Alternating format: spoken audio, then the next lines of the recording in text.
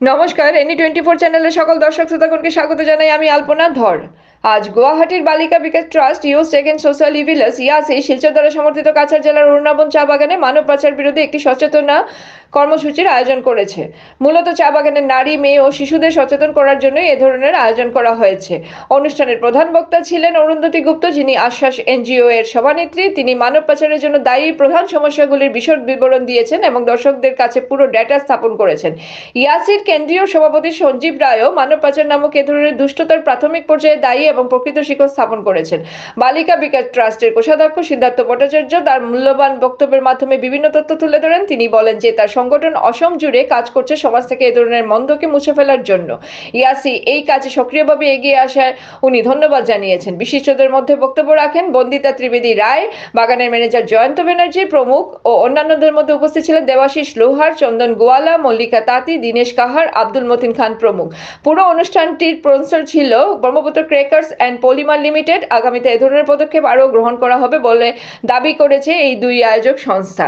এভাবে আরও খবর পেতে এনি 24 কে চ্যানেলকে সাবস্ক্রাইব ও ফেসবুক পেজটিকে ফলো করে আমাদের পাশে থাকুন।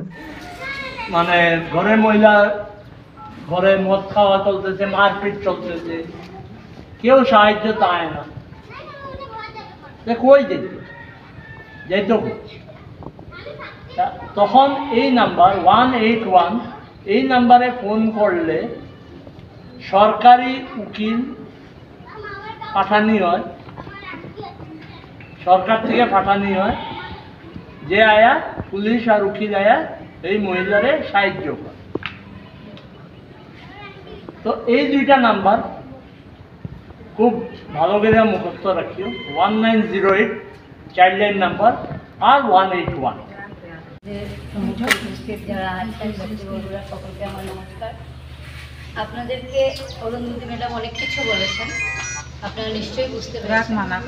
আমি যে কথাগুলো আপনাদেরকে বলতে চাইছি স্পেশালি মেয়েদের উদ্দেশ্যে, যারা এখানে টিনেজার্সরা আছে। টিনেজার্স বলতে আন্ডার 20, যাদের বয়স আন্ডার 20, আর টিন আর টিজ দুটি এজ ক্যাটাগরি। যারা টিজ মানে 20 to 30, ঠিক আছে। মোস্ট রিস্কি জোনে আমরা থাকি এই বয়সে। আমাদের মন অনেক স্বপ্ন দেখে, অনেক ভাবে আরে এই চাকরিটা যদি আমি করে নিতে পারি, আমি গাড়ি বাড়ি নিয়ে এই বাইক নিয়ে উঠবো, একদম ফ্লাইটে আসবো, যাবো, টাই নিয়ে ঘুরবো। এই স্বপ্ন আমরাও দেখেছি, তোমাদের বয়সে আমরাও দেখেছি। কোনো বিশেষ কথা না, তবে একটা কথা বলি, বয়সটা যখন ছোট থাকে কথাবার্তা নিজের মন থেকে আমরা কি করি, মা বাবার কাছে শেয়ার করি। মা একদিন আমি বড় হয়ে এটা বলবো, মা আমি বড় হয়ে একটা এই দিন মা অমুক জায়গাতে আসবে, আমি তোমাকে চাকরি করিয়ে দেবো, এটার বদলে তুমি 25,000 টাকা দিয়ে যাওয়া হয়েছিল, আর কোনো যোগাযোগ নেই। তখন আমি আমার বাবাকে বললাম, দুলভছড়া থানা হলো রাতাবাড়ি, সে রাতাবাড়ি থানাতে এটা তো ওর জন্য একটা কমপ্লেন করা উচিত, এটা করা। তো আমার বাবা খুব শান্তিপ্রিয় মানুষ, ম্যাক্সিমাম মানুষই শান্তিপ্রিয় হয়।